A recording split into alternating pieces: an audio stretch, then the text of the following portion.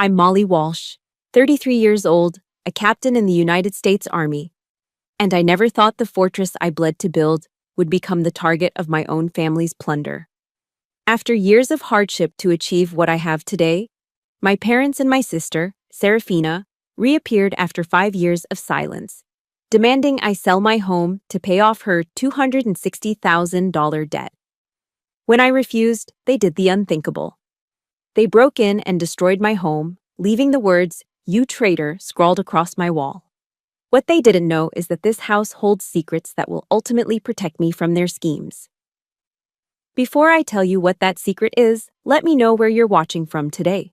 And please hit that like and subscribe button if you've ever had to defend yourself from toxic relatives who suddenly needed something from you. My house in Fayetteville, North Carolina, is nothing extravagant. It's a modest, single-story bungalow, painted a clean white with pleasant blue shutters on the windows. But it's mine. Every square foot of it, every blade of grass in the yard was paid for with overseas deployments, sleepless nights on watch, and the kind of steel-forged discipline the Army drills into you. It's more than a house, it's a declaration of independence. That particular Saturday afternoon was warm and humid, the air thick with the smell of freshly cut grass and impending summer rain. I was in my backyard, my hands deep in the rich soil, trying to wrestle a new wooden trellis into place for my burgeoning tomato plants. The wood was rough against my palms, a grounding, tangible feeling. This was the life I had built, brick by brick, seed by seed. Quiet, orderly, predictable. Just as I managed to get the trellis standing upright, a familiar, gentle voice drifted over the fence. "Looks like you've got your hands full there." It was Mrs. Eleanor Vance, my next-door neighbor. She's a kind, widowed woman of 75, with a smile that could calm a hurricane and the innate warmth of a true Southern matriarch. She walked over, her step careful on the grass, carrying a small potted plant with glossy green leaves and a single, perfect white blossom. A camellia. "For a woman who built her own garden from scratch," she said, her eyes crinkling at the corners. She held it out to me. I wiped the dirt from my hands onto my jeans and accepted the gift, a simple, uncomplicated warmth spreading through my chest. It was a feeling I'd never once known back in Havenwood, Pennsylvania. That grim Rust Belt town where I grew up, a place where dreams went to die alongside the steel mills. Here, in my small patch of North Carolina, I felt seen. I felt safe. This was my life now. And I loved it more than words could say. It was in that precise moment of peace that the spell was broken. My phone, sitting on the patio table, began to ring. It wasn't my usual ringtone. It was an old, tinny melody I'd forgotten to delete, one assigned to a specific group of contacts years ago as a warning. The screen lit up with a single, 3-letter word. Mom. 5 years. 5 years of absolute, deafening silence. My heart didn't just drop. It seized. A cold shock, electric and sharp, shot through my veins. Every instinct, honed by years of military training to detect an incoming threat, screamed at me. My posture straightened. My breathing automatically shifted, a slow, controlled inhale, a long, steady exhale. It was the same technique I used before a mission briefing, the same way I centered myself before stepping into a hostile environment. I picked up the phone, my thumb hovering over the green icon. This wasn't a call. It was a breach. "Hello?" My voice was calm, level. An officer's voice. On the other end, the response was anything but. My mother, Genevieve, her voice dripping with a sweetness as thick and artificial as cough syrup. "Molly, honey, it's been so long. I was just thinking about you and wanted to see how my girl was doing. Your father and your sister, they miss you terribly." The lie rolled off her tongue so effortlessly, so smoothly, it was almost impressive. As if she'd spent the last 5 years rehearsing it. As if we hadn't last spoken in a screaming match that ended with my father telling me I was a disgrace. I kept my guard up, my answers short. "I'm fine." "Just fine. Oh, honey." But my mother is a master tactician in her own right. Her battlefield is guilt. Her weapons are passive aggression and feigned concern. She launched her campaign, starting with a volley of carefully crafted complaints. Dad's back was acting up again. You know how it is. Serafina was struggling with her boutique. It's so hard for an artist to make a living in a small town. The old house in Havenwood was practically falling apart, the leaky roof, the drafty windows. Each detail was a baited hook cast into the water to see what I'd bite.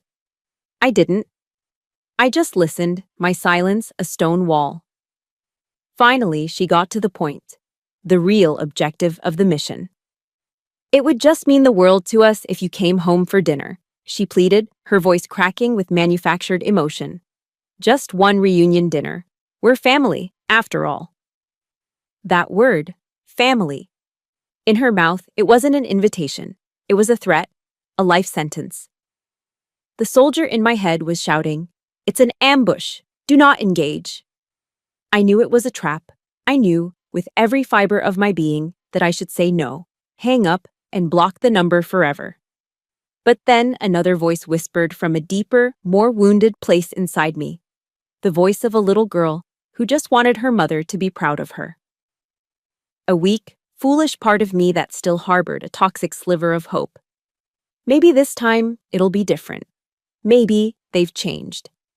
It's an illusion that so many of us cling to. The desperate belief that the people who hurt us will magically wake up one day and decide to love us right. The silence stretched. I could hear her breathing, waiting. She knew she had me. All right, I finally sighed, the word tasting like ash in my mouth. I hated myself for my weakness, for surrendering terrain I'd fought so hard to win. This weekend, I'll drive up. After I hung up, a profound chill ran down my spine, a cold dread that had nothing to do with the weather. My sanctuary suddenly felt vulnerable, exposed. Mrs. Eleanor was looking at me, her kind face filled with a quiet understanding she didn't need words to express. "You all right, dear?" she asked softly. I forced a nod, squaring my shoulders and trying to project a strength I didn't feel. "I'm fine, ma'am.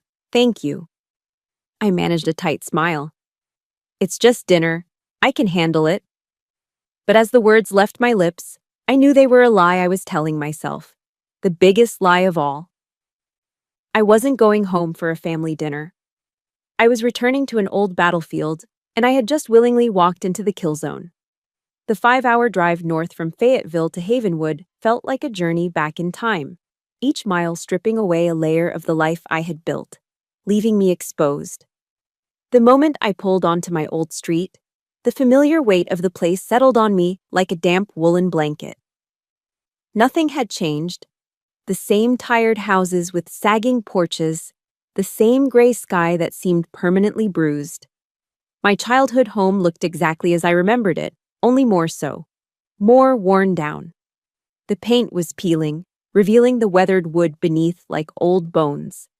Fine cracks spiderwebbed across the walls, and the air inside was thick with the heavy, cloying smell of dampness and decay. It was the smell of stagnation. My father, Thaddeus, was sunk deep into his throne, a worn-out, lazy boy recliner that had molded to the shape of his body over decades. He didn't look up from the Steelers game blaring from the old box TV. In his hand was a bottle of Iron City beer, its brown glass sweating onto his fingers. He just grunted, a flick of his chin the only acknowledgement of my existence. 5 years, and that was all I got. My sister, Serafina, was draped over the sofa, looking bored. At 38, she still dressed like she was trying to get cast in a high school play, wearing ripped jeans and a band t-shirt for a group that broke up before she was born. Her eyes, glued to her phone, didn't even register my arrival. Dinner was a silent, tense affair. The meal itself was a testament to my mother's apathy. A pot roast cooked until it was gray and stringy, served with a side of instant mashed potatoes that tasted like cardboard flakes. No one asked me about my life. Not a single question about my work, my deployments, the countries I'd seen, the person I had become. The only sounds were the drone of the football commentators, the scrape of forks against plates, and the endless stream of complaints from my father about the referees. Serafina occasionally sighed dramatically, sharing some vapid detail about her artistic vision. I sat among them, a ghost at their table, completely invisible. The hope that had foolishly flickered in my heart on the drive up was now extinguished, leaving behind only cold ash. The main act began with dessert, a store-bought apple pie, its crust pale and doughy. My mother, Genevieve, cleared the plates, and when she returned, her face was arranged into a mask of maternal sorrow. She sat down next to me and took my hand. Her skin was cold. Her eyes welled up with practiced tears. "Molly, darling," she began, her voice a fragile whisper. "Your sister, Serafina, she's so incredibly talented, you know, a true artist. But she's in a bit of trouble, a big bit of trouble." She squeezed my hand. "Her boutique, it's in debt. $260,000. The number hung in the air, obscene and absurd. At that moment, as if on cue, my father muted the TV. The sudden silence was more jarring than the noise. He turned his head slowly, his gaze heavy and flat. "That house of yours in North Carolina," he said, his voice a gravelly rumble. "Sell it. That should cover it." There was no negotiation. No, could you possibly consider? It wasn't a request. It was an order.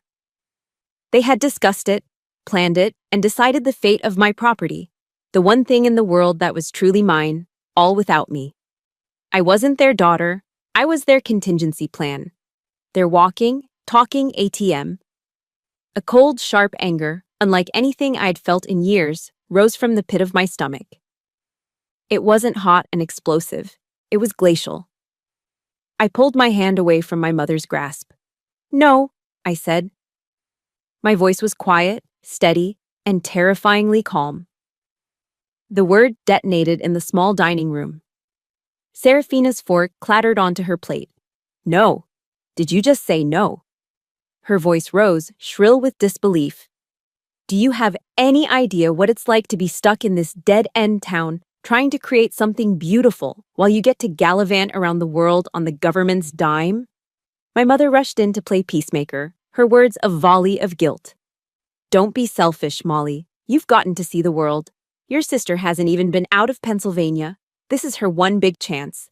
Family is supposed to help each other." She wielded the word family like a bludgeon, a justification for any demand, no matter how outrageous. But it was my father's words that finally shattered the last, lingering shard of my childhood illusions. He pushed himself up from his recliner, his face flushed with rage. He pointed a trembling finger at me. "Don't you get high and mighty with me," he snarled, his voice thick with resentment. "That fancy uniform doesn't hide where you came from. You owe this house. You owe this family. You either sell that house, or you're no daughter of mine." The toxic hope inside me finally died, and in its place, something hardened. I stood up, my chair scraping against the linoleum floor.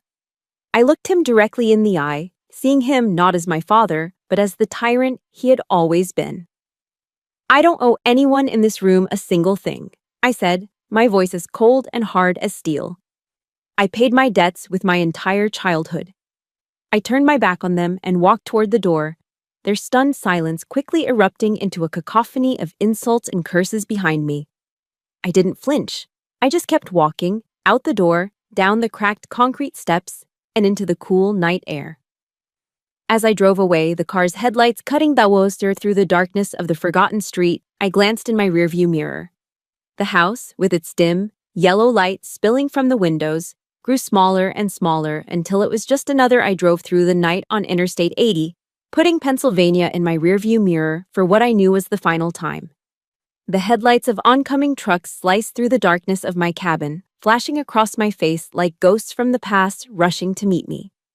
Each pulse of light brought another memory. Another reason why my answer had to be no. Why couldn't I give in? Why was $260,000 a line I would never cross? Because it was never about the money. It was about what that money represented. It was the blood, the sweat, and the 15 years of my life I had traded for my freedom. My father's words echoed in my head, a relentless drumbeat against my skull. "You owe this family." But the real debt, the one that could never be repaid, was the one they owed me, for a stolen childhood. The memories flooded back then, Not as hazy recollections, but as sharp, vivid scenes playing out on the dark screen of the windshield. I remember being 12 years old. It was a Tuesday. I was helping my mother clear the table, and my elbow caught the edge of a cheap ceramic vase she kept on the mantelpiece. It wasn't an antique, it wasn't valuable, but it was hers. The sound of it shattering on the floor was like a gunshot in the silent house. My father, Thaddeus, was in the room in an instant. He didn't yell. It was worse than yelling. He grabbed my arm, his fingers digging into my bicep, and dragged me down the creaking wooden stairs to the basement. He forced me to my knees on the cold, unforgiving concrete floor and told me to stay there until he said I could move. He shut the door, plunging me into near darkness. All night, I knelt on that floor, my knees aching, the cold seeping into my bones. But the worst part wasn't the physical pain. It was the sounds from upstairs. I could hear my mother's voice, soft and gentle, as she read a bedtime story to Serafina. I heard my sister's laughter, light and carefree, trickling down through the floorboards like tiny sharp knives stabbing me over and over. They were living in a different world, just one floor above me. Hours later, the basement door opened with a soft creak. It was my mother. She snuck down, not to rescue me, but to manage the situation. She pressed a thin, scratchy blanket into my hands. "Hush now, Molly," she whispered, her voice urgent and strained. "Don't make your father angrier." She didn't protect me. She didn't stand up for me. She just told me to endure it quietly, to be a better victim. In that moment, I understood the roles we played. Serafina was the princess in the castle, and I was the scapegoat in the dungeon, sacrificed to appease the tyrant king's unpredictable rage. My mother wasn't a fellow prisoner. She was the warden, ensuring the system ran smoothly. Then there was the year I turned 15. I got a summer job at a local diner, bussing tables and washing dishes. I worked my tail off, scrubbing grease from the floors, enduring the sleazy comments from the line cooks, my hands perpetually smelling of bleach and old coffee grounds. I saved every single dollar, hiding the crumpled bills under my mattress. All for one thing: a $75 ticket to see Pearl Jam. They were my favorite band, their music a lifeline in the suffocating silence of my life. That ticket was the first thing I'd ever truly earned for myself, a small piece of a world that was mine and mine alone. My father found it. I don't know how, but he did. He stormed into my room one afternoon, waving the ticket in his hand like it was evidence of a crime. He held it up in front of my face, and then slowly, deliberately, he tore it into tiny, useless pieces. The confetti of my dreams fluttered to the floor.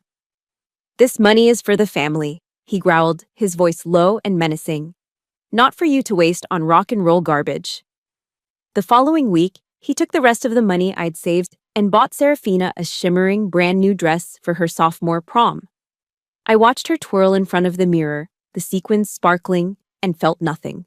The grief was gone, replaced by a hollow certainty. That night, I cried not for the concert I had lost, but for the devastating realization that I was not entitled to joy. Any happiness I found would have to be seized, defended, and fought for. School became my only refuge. My grades were my shield and my sword. I studied with the desperation of a drowning person clinging to a piece of driftwood. Every A on my report card was a small act of rebellion, a step further away from the life they had planned for me. The day I graduated from high school, while my classmates were planning keg parties and road trips, I put on my best jeans and walked downtown to the military recruitment office. The plate glass window was covered in posters. One, in particular, caught my eye. It was a picture of a soldier in crisp dress uniform, looking strong and resolute. Above the image were the words, "Army, be all you can be." For most kids from my town, it was a last resort, a way out of unemployment. For me, it was a promise of salvation.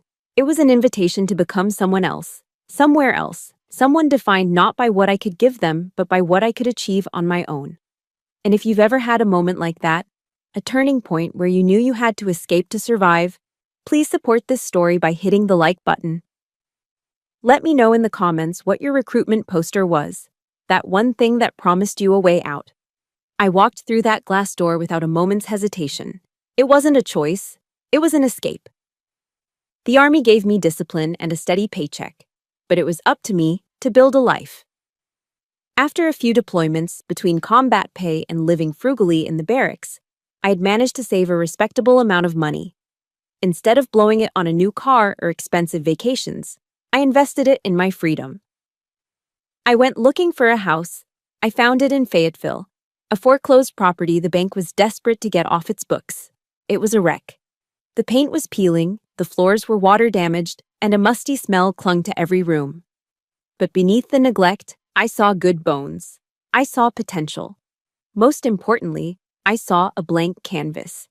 Every weekend, every day of leave became dedicated to the resurrection of that little bungalow.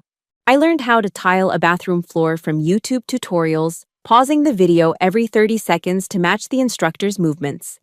A retired master sergeant from my unit, who'd started his own plumbing business, taught me how to sweat copper pipes over a six-pack of beer on a Saturday afternoon. I learned to hang drywall, spackle, and paint. Every nail I hammered, every coat of paint I rolled onto the walls wasn't just about fixing a house. It was about healing myself. With each deliberate, constructive action, I was reclaiming the parts of my soul that had been chipped away, proving to myself that I could build something beautiful and lasting out of ruins. But a house is just a structure. What truly began to heal me was learning to trust people again. One of the best decisions I ever made was signing up to volunteer with the local Habitat for Humanity chapter on my weekends off. Alongside a group of strangers, teachers, accountants, mechanics, we'd spend our Saturdays framing walls and raising roofs for low-income families. Out there, sweating under the North Carolina sun, I wasn't Captain Walsh. I was just Molly, the clumsy amateur with the power drill. For the first time in my life, I was part of a team working toward a common goal where there was no judgment, no hidden agenda, no simmering rage. There was just shared purpose and easy camaraderie. I learned that the kindness of strangers was real. It wasn't a transaction, it was a gift. It was during those long drives to the build sites that I started listening to podcasts. Someone recommended Brené Brown. I listened to her talk about vulnerability and courage, and one of her phrases hit me like a ton of bricks. Vulnerability is not weakness, it's our greatest measure of courage. I realized that what I was doing, building a new life from scratch, opening myself up to new people, daring to believe I deserved peace, wasn't just an act of survival. It was an act of profound courage. It was the bravest thing I had ever done. And then there was Mrs. Eleanor. The day I moved in, she was the first person to walk across her lawn and knock on my door. She brought with her a homemade sweet potato pie, its crust perfectly golden, the warm smell of cinnamon and nutmeg filling my empty entryway. It was more than a pie, it was a welcome. It was an acceptance. She never once asked about my past, never pried about why a single woman in the Army was buying a fixer-upper all by herself. But she was always there. We'd spend quiet afternoons in our respective gardens, calling out tips to each other over the fence. We'd sit on her porch swing, sipping sweet tea from tall glasses as she told me stories about her late husband, Harold, and his terrible fishing jokes. She gave me something my own mother never could: unconditional, uncomplicated care. She saw me, not as a resource to be used, but as a person to be valued. Between my battle buddies in my unit, the friends I made at Habitat, and Mrs. Eleanor, I had built something far more important than a house. I had built a new family. A found family, bound not by blood but by mutual respect and genuine affection. This was my fortress of peace, and every person in it was a brick in its walls. That night, after the long, soul-crushing drive back from Havenwood, I sat alone in my living room. The warm yellow light from the lamp I'd rewired myself cast a gentle glow on the walls I'd painted a soft, calming blue. I looked around at my home, my fortress, my sanctuary. Every book on the shelf, every photo on the wall was a testament to the fact that I had survived my past, that I had won. A deep, profound sense of peace washed over me, the kind of peace you can only appreciate after years of war. I took a deep breath. The air clean and tasting of freedom. I was safe. And just as that thought crossed my mind, My phone buzzed on the coffee table. It lit up, displaying a number I didn't recognize, an unknown caller. But I knew. My soldier's intuition, the same one that had kept me alive in dusty foreign lands, screamed a single, silent warning. The fight wasn't over. They had found me. The storm I had outrun for so long was about to make landfall, right here, on the shores of my hard-won peace. The assault didn't begin with a knock on the door, or a voice shouting in the night. It began silently, digitally, with the subtle, insidious ping of a notification on my phone. A name from my past, a high school acquaintance I hadn't spoken to in over a decade, had tagged me in a post on Facebook. My finger hovered over the notification, a sense of dread coiling in my stomach like a cold snake. This was it, the opening salvo. I clicked it. And there it was, Serafina's masterpiece of manipulation. The post was built around a photograph of the two of us as children, a faded snapshot from a forgotten summer. I was maybe 9, she was 14. We were sitting on the splintered wooden steps of our front porch in Havenwood, squinting into the sun. I had a gap-toothed, goofy grin, and my arm was slung awkwardly around her shoulder. She had the self-conscious, slightly pained smile of a teenager forced to pose with her annoying little sister. We looked innocent. We looked happy. We looked like a family from a greeting card. The image was a carefully chosen lie, a Trojan horse designed to make what came next seem all the more tragic, and my supposed betrayal all the more monstrous. Beneath the photo was a novel-length caption, a masterclass in passive-aggressive martyrdom. She wrote in flowing, dramatic prose about her artistic soul being slowly crushed by the harsh, unfeeling realities of small-town life. She lamented the unfortunate series of events and bad luck that led to her financial troubles, framing her irresponsibility as a noble struggle. And then, after paragraphs of self-pity, she delivered the payload. She never mentioned my name, of course. That would have been too direct, too honest. Instead, she wrote vaguely about the unique pain of having a highly successful sister in the military, who, sadly, had been changed by her career. A sister who had developed a heart of stone and now tragically valued money and possessions more than her own family. It was brilliant in its cruelty, a perfectly executed character assassination. The comment section beneath was a waterfall of misplaced sympathy and faux outrage from her circle of friends and distant relatives. "So sorry you're going through this, honey. I can't believe family would treat you that way." Sending prayers and positive vibes. With one calculated post, they had successfully painted me as the villain of my own story, turning my years of sacrifice into evidence of my cold, unfeeling nature. They were trying me in the court of public opinion, and they had supplied a jury of clueless strangers who were now clucking their tongues in judgment of a woman they had never met. My private pain was now a public spectacle. The digital assault was the air support. The ground invasion followed shortly after. The phone calls started. My mother, Genevieve, would call me, sobbing, her voice thick with a theatrical anguish she could summon on command. She'd wail about how my selfishness was breaking her heart, how my callousness was putting a strain on my father's already weak health, effectively killing him. She weaponized her religion, hissing scripture and condemnation through the phone. "God does not forgive a disrespectful child, Molly," she'd cry, her voice trembling with righteous fury, before hanging up in a dramatic flourish that left silence ringing in my ear. My father never called. He preferred the cold efficiency of text messages. They arrived at random intervals, short, blunt, and menacing, like digital punches to the gut. "You'll regret this. I know where you live." Each message was a small grenade tossed into the peace of my day. Every ring of my phone, every buzz of a new text, was a fresh wave of attack. My fortress, my beautiful, quiet house, no longer felt safe. It felt like a target on a map. They could show up at any moment. The psychological perimeter I'd spent years building was being breached, not by force, but by a relentless, invasive presence that wormed its way into my thoughts and stole my peace.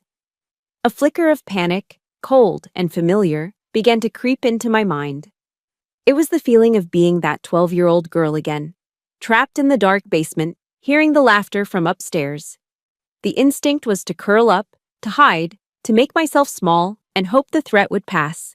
But then, 15 years of training kicked in. A different voice, one forged in the deserts of Afghanistan and the discipline of Fort Bragg, took command. I remembered a core principle from my officer training: situational awareness. You don't react emotionally. You observe, you orient, you decide, and you act. I was no longer that helpless child. I was a captain in the U.S. Army, and my home was under siege. I took a deep, centering breath. I compartmentalized the fear and anger, locking them away to be dealt with later. I began to think tactically. I was in a hostile engagement, and I needed to respond as such. I did not reply to a single text. I did not answer another phone call. Engaging the enemy on their terms would be a strategic error. Instead, I began to gather intelligence. With cold, methodical precision, I screenshotted everything. Serafina's entire Facebook post and the string of judgmental comments. Every threatening text from my father, the call log showing the barrage of harassing calls from my mother. I created a new, password-protected folder on my laptop. I named it Evidence. I wasn't sure what I would use it for, but I knew I was in a fight, and you don't go into a fight unarmed. That night, sleep was impossible. The tranquility of my home had been poisoned. Every creak of the floorboards, every rustle of leaves skittering across the driveway, sent a jolt of adrenaline through me. I lay in bed, staring at the ceiling, my ears straining in the darkness, cataloging every sound. They were escalating. I realized their words were not their only weapons. They were a softening up barrage before the real assault. Their next move would be physical. I was sure of it. The next morning, as the first rays of sun cut through my blinds, my fear from the night before had been forged into something harder, something colder. Steel. My resolve had set. I picked up my phone and called a local security company. An hour later, a polite but serious-looking technician named Kevin was walking through my house as I detailed my requirements. "I want the works," I told him, my voice firm and clear, leaving no room for negotiation. A comprehensive system, cameras covering every angle of the exterior, front door, back door, all windows. Motion sensors on all ground floor points of entry. A monitored alarm system with a direct line to the Fayetteville Police Department. The loudest siren you have. He looked at me with a hint of concern in his eyes, taking in my military bearing and the stark emptiness of my still being furnished home.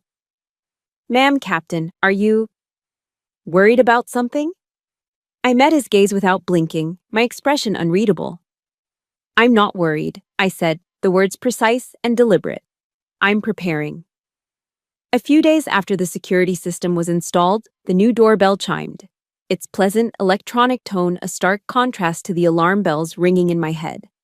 I walked over to the monitor I'd had mounted in the hallway. My blood ran cold. Standing on my porch were my parents. They were perfectly framed by the high-definition camera lens, a portrait of manufactured remorse. My mother had arranged her face into an expression of deep, sorrowful concern. My father stood beside her, looking down at his shoes, the very picture of a humbled man. In his hands, he held a cheap, store-bought gift basket, overflowing with cellophane-wrapped crackers and processed cheese. It was so absurdly transparent, it was almost insulting. My heart hammered against my ribs. My first instinct was to do nothing, to leave them standing there until they withered away under the Carolina sun. But I knew that wouldn't work. If I didn't open the door, they'd cause a scene. They'd bang on the door, shout my name, and perform their grief for the entire neighborhood to see, cementing their narrative of the poor, concerned parents and their cold-hearted daughter. I took a slow, deliberate breath, just as I'd been trained to do. Observe, orient, decide, act. I decided to play their game, but on my turf, by my rules. I unlocked the deadbolt. The heavy, satisfying thunk of the bolt sliding back was a small comfort, and opened the door just enough to block the entrance with my body. I stood there, silent, my posture rigid. "What do you want?" I asked. The words were flat, devoid of emotion. My mother attempted a watery smile. "Can we come in, honey?" "Please, we drove all night. We were so worried." Her voice was a fragile, trembling thing, We were wrong, Molly, so wrong. I am so sorry. The apology was as hollow as a drum, but I stepped aside. Let the enemy into the fortress, where you can watch their every move. I let them in, but my eyes never left them. I was a hawk tracking its prey.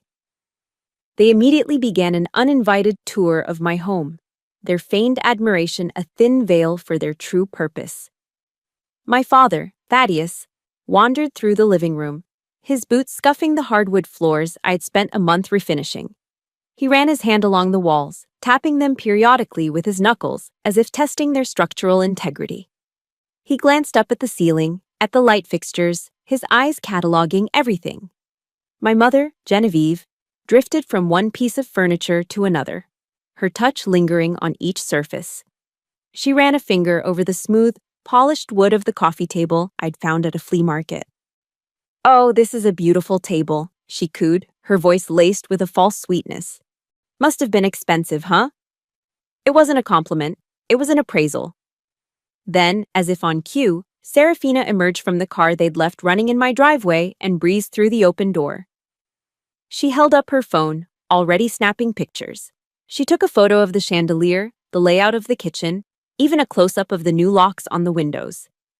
"Just getting some artistic inspiration," she said with a flippant wave of her hand when she caught me watching her, a smug little smile playing on her lips. But I knew exactly what they were doing. This wasn't a visit, it was a reconnaissance mission. They were assessing the value of the asset and probing for weaknesses in my defenses. They were treating me like a fool. And the disrespect was more infuriating than their greed. After their pathetic excuse for an inspection, we all ended up in the living room. The silence was heavy, thick with unspoken hostility. They sat stiffly on my sofa. I remained standing, my arms crossed, a sentry in my own home. Finally, my father broke the silence. He leaned forward, elbows on his knees, and adopted a tone of magnanimous reasonability. The voice of a man offering a generous compromise. "Look," he said, avoiding my eyes. Maybe us telling you to sell the house was a bit much, a bit hasty." He paused, letting the fake concession hang in the air. "But what if you mortgaged it? You could take out a home equity loan, get the money for your sister, and you still get to keep the house. See? It's a win-win. That's reasonable, right?" I stared at him, my expression unreadable. Their entire strategy was laid bare. They hadn't come here to apologize. They hadn't changed. They had simply regrouped and devised a new line of attack. They wanted me to voluntarily hand them the keys to my financial future, to indebt myself for my sister's irresponsibility so they wouldn't have to go through the trouble of taking it by force. The disgust rose in my throat, hot and acidic. I was done playing. I stood up, walked to the front door, and pulled it wide open. "The visit is over," I said, my voice as cold and hard as polished granite. "My answer is still no. And don't ever come back here again." My father's face went from feigned reasonableness to slack-jawed shock, and then darkened into the familiar, deep red shade of his rage. My mother gasped, grabbing his arm as he started to rise from the couch. "Thaddeus, don't!" She practically dragged him out the door, but just before he crossed the threshold, he turned back to face me. His eyes were small, filled with a venomous, chilling hatred. "You'll regret this, you little bitch," he hissed. The moment they were gone, I slammed the door shut and engaged both the deadbolt and the chain lock. My hands were shaking, not from fear, but from a surge of pure adrenaline. Have you ever had to be the one to finally close the door on a toxic family member, even when they were trying to pretend they had changed? If you know that feeling, that mix of pain and empowerment, hit that like button to show your support. Let me know in the comments with a simple "door closed" if you've been there. I walked straight to my small office where the monitor for the new security system was glowing. My heart was still pounding. I hit rewind, and I watched. I watched the footage from the camera above my back window, and I saw my father jiggle the handle, testing the lock. I watched the wide-angle view from the living room, and I saw my mother's eyes darting up to the corner where the camera was mounted. and I watched the crystal clear close-up from the porch camera as Serafina took a detailed photograph of the make and model of my front door's deadbolt. My breath hitched. They hadn't come to make peace. They had come to prepare for an invasion, and I knew, with absolute certainty, that it was coming soon. I was returning from a 3-day field training exercise, feeling exhausted but satisfied. My uniform smelled like pine needles, sweat, and gunpowder. All I wanted was a hot shower and a cold beer. But as I turned onto my street, a primal sense of wrongness hit me first, even before I could process what I was seeing. My soldier's intuition screamed. I saw it from 100 yards away. My front door. It wasn't closed, it was hanging grotesquely open, splintered and broken, clinging to a single hinge like a broken jaw. My heart stopped. The world seemed to slow down, the sounds of the neighborhood fading into a dull roar. Training took over. I pulled my car to the curb, killed the engine, and drew my regulation Glock 19 from its holster in one smooth, practiced motion. I racked the slide, chambering around. My hands were steady. My breathing was controlled. But inside, a cold, white-hot rage was building. I approached the house low and fast, using the familiar cover of my neighbor's hedges. The inside of my home was a war zone. My beautiful, comfortable sofa, the first new piece of furniture I had ever bought for myself, was slashed to ribbons, its white stuffing pulled out like guts. The screen of my television was a spiderweb of shattered glass. My books, my most prized possessions, my paper and ink friends, had been torn from their shelves, their spines broken, pages ripped out and scattered across the floor like fallen leaves. And then I saw the message. Scrawled across the peaceful blue of my living room wall in a garish, greasy slash of bright red lipstick, Serafina's signature shade, were 2 words in crude, looping letters. You, traitor. My sanctuary. My fortress. Violated, desecrated. A floorboard creaked in the back of the house. From my office, they were still here. My grip tightened on my pistol. I moved silently down the hallway, every sense on high alert. I used the techniques they drill into you for clearing a room. Back flat against the wall. Listening. Breathing.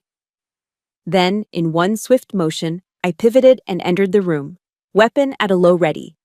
And there they were. Vultures caught in the act of picking over a corpse. My father, my mother, and Serafina. They were frantically ransacking my metal filing cabinet, tossing papers everywhere in a desperate, greedy frenzy.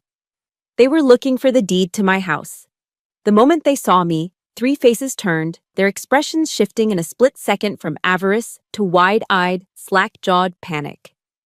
"Molly!" my mother shrieked, a grotesque, distorted smile plastered on her face as if she could somehow pretend this was all normal. We were just stopping by to see if you were home." The lie was so pathetic, so insulting, it barely registered. Serafina dropped a folder of my financial records, her face as white as a sheet. My father, Thaddeus, recovered first. His fear, a fleeting thing, was quickly consumed by his default emotion, rage, the familiar, brutish anger that had ruled my childhood. "You dare point a gun at me!" he roared, his chest puffing out as he took a belligerent step toward me. "In your own father's face? Put it down!" But I wasn't the 12-year-old girl in the basement anymore. I wasn't the 15-year-old crying over a ripped concert ticket. I stood my ground, my feet planted, the barrel of my weapon still pointed safely at the floor, but held with an authority that left no room for doubt. "Get out of my house," I said. My voice was dangerously quiet. "Now!" This defiance, this utter lack of fear, was something he couldn't comprehend. It drove him into a frenzy. With a guttural roar, he lunged, his hand raised to strike me, the same way he had 1,000 times before. But his rage was slow and clumsy. My training was fast and precise. In a fraction of a second, I moved. I blocked his incoming arm with my forearm, pivoted on the ball of my foot, and used his own momentum to twist his arm up behind his back in a restraining lock. He howled, a mix of pain and shocked disbelief as he was forced to his knees. He struggled, but it was useless. He was strong, but I was skilled. For the first time in my life, The power dynamic between us had irrevocably, physically, shifted. The bully was helpless. The monster had been caged. "Mom, call 911!" Serafina screamed, her voice cracking with hysteria. She was looking at me as if I were the intruder, the aggressor. I released my father, shoving him forward onto the floor. I took a step back, my phone already in my hand. "No need, I've already got it," I said, my voice as cold as ice. My thumb had already pressed the 3 numbers that would change everything. The call was connecting.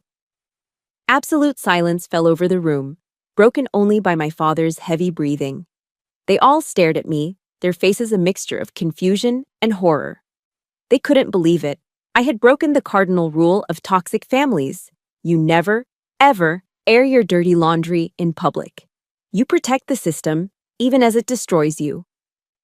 Then, faint at first but growing rapidly louder, came the sound of approaching sirens. The wail cut through the quiet neighborhood, a sound of reckoning. True, unadulterated panic flashed in their eyes. The game was over. 2 Fayetteville police officers entered the wrecked living room moments later, their faces grim as they took in the scene. When they saw the destruction, my uniform, and the 3 intruders, they understood immediately. As an officer snapped handcuffs onto my father's wrists, he twisted his head to glare at me, his face purple with rage. "You're gonna pay for this," he bellowed, his voice echoing in the violated space. But as I watched them being led out of my home, their heads bowed in shame, their pathetic act finally stripped away to reveal the common criminals they were, I knew he was wrong. For the first time in my entire life, it was finally them, not me, who was going to have to pay the price. After the police cruisers pulled away, taking the wreckage of my family with them, an unnerving silence descended upon my house. The adrenaline that had coursed through my veins, sharpening my senses and steadying my hands, drained away, leaving a hollow exhaustion in its wake. I stood in the middle of my ravaged living room and slowly slid down the wall until I was sitting on the floor. I was surrounded by the debris of my life. The initial surge of victory, of righteous power, was gone. They had been arrested, yes. But my fortress had been breached. My sanctuary was in ruins. A profound sense of emptiness washed over me. I had won the battle, but my home felt like a casualty of war. Where could I even begin to pick up the pieces? The next day, Mrs. Eleanor appeared at my broken door, her face a mask of gentle concern. She didn't offer platitudes or ask invasive questions. She simply held out a thermos of hot coffee and a bag of biscuits. A few hours later, 2 of my friends from my Habitat for Humanity crew showed up, toolboxes in hand. They didn't say much. They just started helping me board up the door and clean up the glass. Their quiet, steady presence was a balm on my shattered nerves. We started in the attic, clearing out storage boxes that had been tossed around and broken open. Tucked away in a dusty corner, under a pile of old insulation, I found something I hadn't seen before. A small wooden footlocker, bound with rusted iron straps. It must have belonged to the previous owner. I had never bothered to open it. Driven by a flicker of curiosity in the midst of my despair, I carried it downstairs. I pried open the corroded latch with the edge of a screwdriver. The hinges groaned in protest. Inside there was no treasure, no hidden valuables, just a thick manila folder of yellowed, brittle documents. I carefully lifted them out. They were the original papers for the house, dating back nearly a century. There were old property deeds, architectural blueprints, and a stack of correspondence. One letter, on the official letterhead of the Fayetteville Historic Preservation Society, caught my eye. My gaze fell on a single, underlined sentence in the middle of the page. Be it resolved that the property at 12 Oak Street is hereby officially designated a town historical landmark as of May 10, 1985, due to its pristine example of original craftsman architecture and its integral role in the neighborhood's development. I read the sentence again and again. The words seemed to hum with a strange energy. A historical landmark? What did that even mean, practically speaking? My fingers flew across my laptop keyboard as I searched the town's municipal code. My heart began to beat faster, a steady, hopeful rhythm against my ribs. I found it. A local ordinance. Landmark designated properties were protected by law. They could not be significantly altered, demolished, or, and this was the part that made my breath catch in my throat, they could not be sold without the express approval and oversight of a special preservation committee. The entire premise of my family's scheme to force me to sell my house was and had always been legally impossible. The very thing they sought to destroy was protected by a power they had never even considered. It was a perfect, beautiful irony. Poetic justice. The next day, a buddy from my unit gave me a phone number. "If you're in a fight, you want her in your corner," he said. "They call her the Bulldog." Her name was Evelyn Sterling. She was a lawyer in her late 60s, a local legend. Her office, in a restored brick building downtown, smelled of strong coffee and old books. The walls were lined floor to ceiling with intimidating legal volumes. She had a short, no-nonsense haircut of steel gray hair. And when she shook my hand, her grip was firm and powerful. I sat across from her massive oak desk and laid out my entire story. I was methodical, presenting it like a mission briefing. I walked her through the initial demand, the campaign of harassment, the break-in. I handed her the folder I'd created, the screenshots of the Facebook post, the threatening texts, the logs of the incessant phone calls. I showed her the security footage of their reconnaissance mission and the chaos of the break-in. Finally, I placed the yellowed documents from the footlocker on her desk. Ms. Sterling listened to it all without interruption. Her sharp, intelligent eyes never left my face, and her expression was completely unreadable, a mask of professional neutrality. When I finished, the only sound in the room was the ticking of a grandfather clock in the corner. She simply nodded, a short, decisive gesture. "They made a number of mistakes," she said finally, her voice a low, confident rumble. "Very serious ones." She picked up the file of evidence I'd compiled. Criminal trespassing, felony vandalism, and the fact that this is a designated landmark elevates the severity of that charge considerably. A systematic campaign of harassment and intimidation. She looked up at me. And a clear attempt at fraudulent inducement to seize an asset. She stood and walked to the window, looking out over the town square. "You did well, Captain. Your discipline, your foresight in documenting everything. You've given me everything I need." She turned back to face me, and for the first time, I saw something flicker in her stoic expression. The barest hint of a smile touched the corner of her mouth. It was a predator's smile. "They thought they were attacking a house," she said, her voice dropping, filled with a cold, thrilling power. "They were mistaken. They attacked a fortress protected by the law." She walked back to her desk and squared the papers in front of her, a general preparing her battle plans. She looked me directly in the eye. "Captain," she said, "we're not just going to defend, we're going to attack." On the day of the court hearing, I chose my uniform with care. It was my formal Army service uniform, the one reserved for official ceremonies. The deep blue jacket was perfectly pressed, the brass buttons gleamed, and the medals on my chest felt heavy with the weight of my service. I didn't wear it to intimidate or to show off. I wore it to remind myself who I was. Captain Molly Walsh, an officer sworn to uphold the law, not a frightened victim cowering in a corner. It was my armor. My family sat across the courtroom from me, huddled together on a wooden bench. They looked diminished under the harsh fluorescent lights, stripped of their bluster and bravado. They looked haggard, angry, and small. Their lawyer, a slick man in a suit that was a size too tight, began his opening statement. He painted a tragic picture of a misunderstanding that spiraled out of control. He called it a sad family drama, his voice dripping with synthetic sympathy. He then tried to pivot, suggesting that my years of service had left me psychologically fragile, prone to exaggeration. He implied that my family's actions, while perhaps misguided, were born of a deep-seated concern for my well-being. I sat perfectly still beside Ms. Sterling, my hands folded calmly in my lap. I trusted my general, and I waited for her to command the battlefield. When it was our turn, Evelyn Sterling rose. She didn't just walk to the lectern, she took possession of the entire courtroom. She didn't just present the charges, she told a story. My story.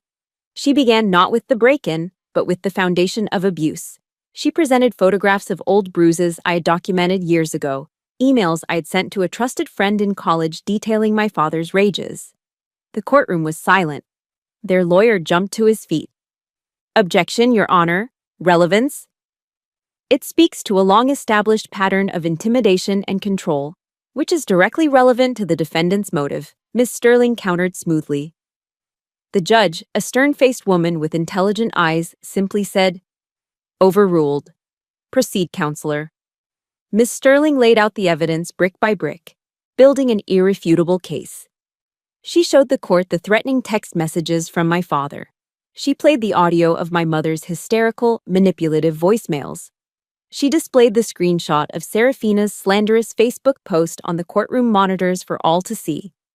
The atmosphere grew thick with tension, but the final, devastating blow was the security camera footage. Miss Sterling dimmed the lights. "Your Honor, I would now like to present Exhibit D." The large screen flickered to life, showing the clear, damning footage from my office. The entire courtroom watched in stunned silence as my father, mother, and sister tore through my private files with a frantic, greedy energy. Then, Miss Sterling paused the video on a close-up of my father's face, his expression one of pure, unrestrained avarice as he held up a bank statement. She turned to face him where he sat at the defendant's table. Her voice was cold, sharp, and cut through the silence like a scalpel. "Does that look like concern for a daughter, Mr. Walsh?" she asked, her eyes boring into him. "Or does it look like a premeditated burglary?" He stared back, speechless, his face pale. The spell of their victim narrative was shattered. "Captain Walsh," Miss Sterling said, her voice softening slightly, "please tell the court, in your own words, when you discovered your family in your home, in that moment, what did you feel?" I rose and faced the judge, my posture erect, my voice clear and steady. I glanced briefly at my family. My mother was staring at her hands. Serafina was pale. My father was glaring, but for the first time, his glare held no power. "I didn't feel fear, Your Honor," I said. "I've faced real danger in my career. What I felt in that moment was a profound sadness, a deep, hollow sorrow that the people who were supposed to love me unconditionally saw me only as an obstacle and my home only as a prize. They weren't there to reconcile. They were there to rob me." I turned my gaze to my father, who immediately looked away. And I decided in that moment that I was done letting them. My testimony, combined with the mountain of undeniable evidence, sealed their fate. The judge delivered her verdict without hesitation. They were found guilty on all counts: criminal trespassing, felony vandalism due to the historical status of the property, and criminal harassment. The sentence was read: probation for 3 years, full financial restitution for all damages, and, most importantly, a permanent restraining order was issued. They were legally forbidden from coming within 500 yards of me or my property. Forever. When the judge's gavel fell, the sound echoing through the quiet courtroom, my mother finally broke down, her sobs loud and performative. Serafina sat frozen, a statue of disbelief. My father just stared at me, his eyes burning with impotent, bottomless hatred. But I wasn't afraid of that look anymore. The monster had no more teeth. I stood, gave a respectful nod to Ms. Sterling, and walked out of the courtroom. I pushed open the heavy wooden doors and stepped out into the bright Carolina sunshine. I took a deep, clean breath of free air. I had won. Justice had been served. But as the courthouse doors swung shut behind me, the victory felt strangely hollow. The war was over, but the battlefield was my own heart, and I was left standing alone in the quiet aftermath. Repairing the house was, in some ways, harder than building it the first time. Every shattered piece of glass, every deep scratch in the hardwood floor was a physical reminder of the invasion. The ugly red letters on the wall seemed to have burned themselves into my memory. But this time, as I began the slow work of rebuilding, I wasn't alone. Mrs. Eleanor became a daily fixture, appearing each afternoon with a thermos of sweet tea and a plate of something delicious: lemon bars, oatmeal cookies, a slice of pound cake. She never stayed long, never offered unsolicited advice. She just provided a quiet, steady presence that said, "I am here." On the weekends, my battle buddies from my unit showed up. They arrived in pickup trucks, armed with spackle, paint rollers, and a cooler full of beer. We put on a classic rock station, and to the sound of Led Zeppelin and Tom Petty, we worked. We patched the drywall, sanded the floors, and installed a brand new, solid oak door. The most therapeutic moment was painting over the wall where the hateful words had been. With each stroke of the roller, we erased the stain, covering the ugliness with a fresh, clean coat of hopeful blue. We worked together, surrounded by the easy banter and dark humor that soldiers share. And as we rebuilt the walls of my house, I felt the walls around my own heart begin to mend. I finally understood in the deepest part of my soul that true family isn't about shared blood. It's about shared purpose. It's about the people who show up with a hammer and a can of paint when your life has been torn apart. A year to the day after the court hearing, a letter arrived in my mailbox. It was a single, plain white envelope with no return address. But I recognized the messy, looping handwriting instantly. It was from Serafina. My first instinct was to throw it away, unopened. But curiosity got the better of me.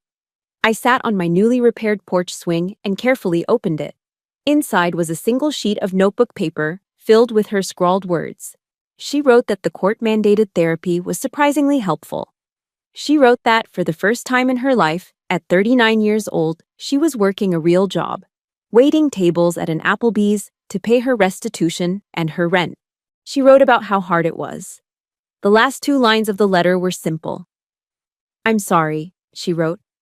"I'm sorry for being a terrible sister. I was blind and selfish, and I see that now." I read the letter, and for the first time in decades, I felt nothing when I thought of her. No anger, no resentment. Just a quiet, hollow emptiness. A sense of something that was broken and could never be fixed. I folded the letter, placed it inside a small wooden box where I keep old memories, and I never replied. I had learned that forgiveness is an act you do for yourself, not for the person who hurt you. It's about putting down a heavy burden so you can finally walk freely. But forgiveness does not require reconciliation. It does not mean you have to reopen a door that you closed for a very good reason. Instead of looking backward, I decided to look forward. The court had ordered my family to pay for the damages, and after Miss Sterling took her well-deserved fee, there was a small amount left over. I took that money, the final payment on a debt of pain, and I planted a seed. I partnered with a local nonprofit that helps at-risk youth and used the funds to establish a small grant program. We called it the Peaceful Fortress Fund. It's not a huge endowment. It provides small, one-time grants, enough for a security deposit on an apartment, a bus ticket out of town, or a set of tools for a trade school.